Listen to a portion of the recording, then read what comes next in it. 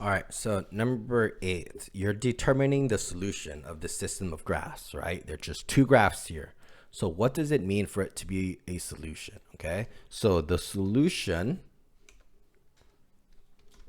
of the two graphs is their intersection, okay? Which is a point in this case, right? Let's take a look. You're going to see what I mean when I do the first one, right? Do you see how this is a spot that they connect? This is the point 1, 2, 3, -3, 1, 2, 3, 4, 5, comma 5. So the solution here, the first one, is x is equal to -3.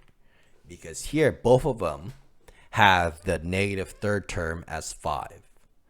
Then here, this is the second intersection. This is at the point 1, comma 1, 2, 3, -3. So the other solution is x is equal to 1.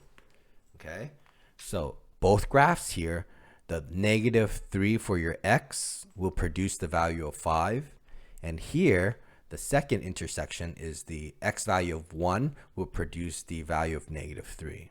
Okay, or if you want to think about it in terms of a sequence, both graphs here are sequences. Their negative third terms are the same, and their first terms are the same. That's the way you want to think about it. Okay, but notice this one has no intersection. The fact it is no intersection, you should come to the conclusion that this has no real solutions. Okay, let's look at C here. Notice this is their solution is right here. That looks like a weird spot.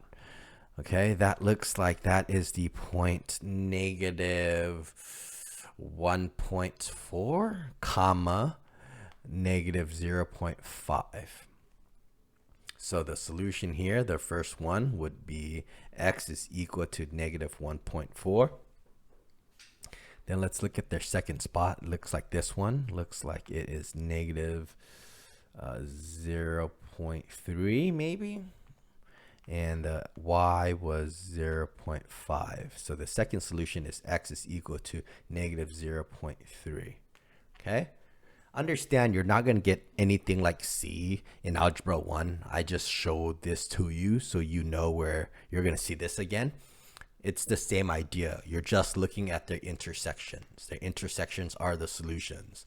Like D, there's no intersection here. As a result of no intersection, you can say there's no real solution.